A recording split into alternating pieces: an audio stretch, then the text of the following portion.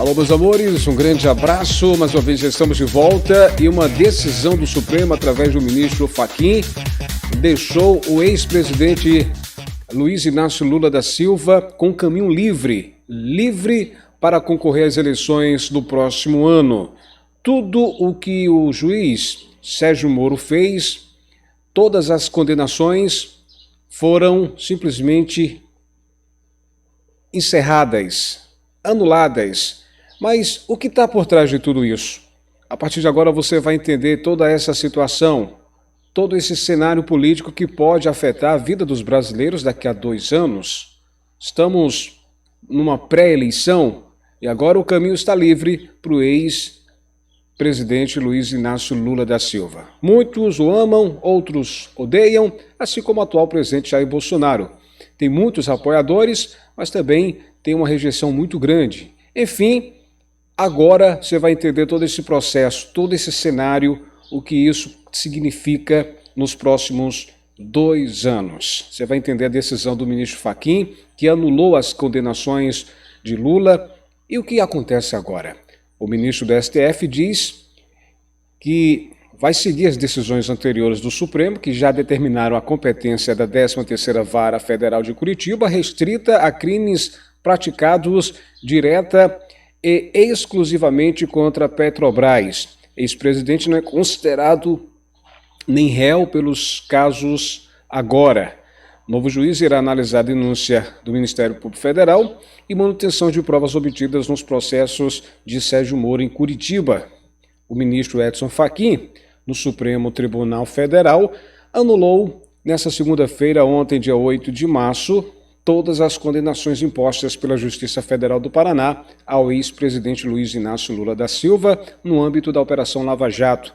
Com a decisão, Lula recuperou os direitos políticos e agora se tornou elegível. Mas várias perguntas vêm aparecendo.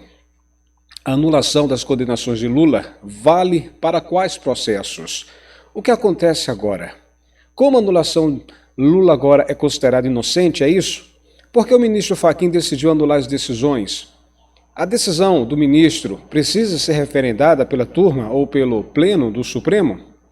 Bem, sobre a anulação das condenações de Lula, vale para quais os processos? Ao decidir sobre pedido de embargos de declaração, que busca esclarecer pontos ou divergências sobre a decisão em habeas corpus da defesa de Lula, impetrado em novembro do ano passado, o ministro Fachin declarou a incompetência da Justiça Federal do Paraná para julgar 4 ações. Elas são referentes a 3 casos: o triplex do Guarujá, o sítio de Atibaia e também das doações ao Instituto Lula. Segundo Fachin, a 13ª Vara Federal de Curitiba, cujo titular na ocasião das condenações era o ex-juiz federal Sérgio Moro, não era o juiz natural dos casos. O juiz natural é uma expressão do direito brasileiro para definir o magistrado que analisa e julga uma investigação a partir da competência fixada em lei. As regras de competência previstas na lei, ao concretizarem o princípio do juiz natural, servem para garantir a imparcialidade da atuação jurisdicional. Respostas análogas a casos análogos, falou o próprio ministro Fachin. Com as recentes decisões proferidas no âmbito do Supremo Tribunal Federal, não há como sustentar que apenas o caso do ora paciente Lula deve ter a jurisdição prestada pela 13ª Vara Federal de Curitiba. No contexto da macro-corrupção política, tão importante quanto ser imparcial é ser apartidário. Bem, por que o ministro decidiu anular as decisões? A decisão individual do ministro Fachin foi tomada com base na ação apresentada pela defesa do ex-presidente Lula em novembro do ano passado. O argumento foi o que não há relação entre os desvios praticados na Petrobras, investigados no âmbito da Operação Lava Jato, e custeio da construção e da reforma do triplex que acusarão que justamente aconteceu essa acusação, né? E aí dizem justamente sido feitas em benefício do ex-presidente Luiz Inácio Lula da Silva. O ministro disse seguir os precedentes, as decisões anteriores do Supremo Tribunal, que já determinaram que na Lava Jato cabem a 13ª Vara Federal de Curitiba, processos relacionados a crimes praticados direto e exclusivamente contra a Petrobras. Gente, a grande questão é, com a anulação, Lula agora é considerado inocente? Ainda não. A Constituição brasileira prevê que ninguém será considerado culpado antes do trânsito em julgado da sentença penal condenatória, o que só ocorre quando não cabe mais recursos ou quando o tribunal, como o Supremo, der a última palavra no processo. Lula chegou a ser preso porque a ausência do trânsito em julgado não impede a prisão, mas a decisão de Fachin não significa que Lula foi inocentado das acusações. A decisão não entra no mérito de cada um dos casos julgados por Moro em que o ex-presidente foi condenado e não significa culpa ou inocência. Mas o que acontece agora? A 13ª Vara da Justiça Federal em Curitiba, responsável no Paraná pelos processos da Operação Lava Jato, informou que cumprirá a decisão de Fachin e enviará os processos ao Distrito Federal. Os processos contra o ex-presidente Lula serão então entregues a um novo juiz para que ele faça análise. Essa redistribuição é feita por sorteio. Esse juiz ou juízes vai poder decidir se os atos realizados nos 3 processos, no caso do Triplex, Instituto Lula e Sítio de Atibaia, são válidos ou se terão de ser refeitos. Os casos serão redistribuídos a juízes federais da Seção Judiciária Federal no Distrito Federal. Bem, e nesse caso, o que acontece com o processo em que Lula pedia suspeição de Moro, o ex-juiz Sérgio Moro? Em razão da decisão, o ministro Fachin declarou a perda do objeto e extinguiu 14 processos que tramitavam no Supremo Tribunal Federal, apontando suposta parcialidade do ex-juiz Sérgio Moro ao condenar Lula. Perda do objeto significa que não há mais motivo para que seja julgado o caso que avaliaria se houve parcialidade do ex-juiz nos processos em que ele condenou Lula. Bem, a decisão de Fachin, o ministro, precisa ser referendada pela turma ou pelo Pleno do Supremo Tribunal Federal. A decisão do ministro é tentativa, pelo menos nesse momento, de forma, usamos um termo, terminativa, e aí encerra o caso.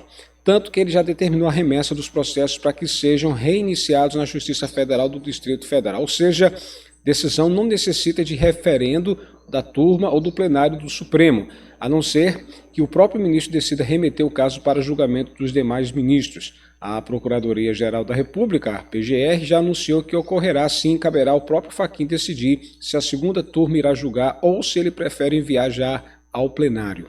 Resumo de ópera: se as eleições fossem hoje, o presidente ou ex-presidente Luiz Inácio Lula da Silva seria candidato, estaria livre para se candidatar.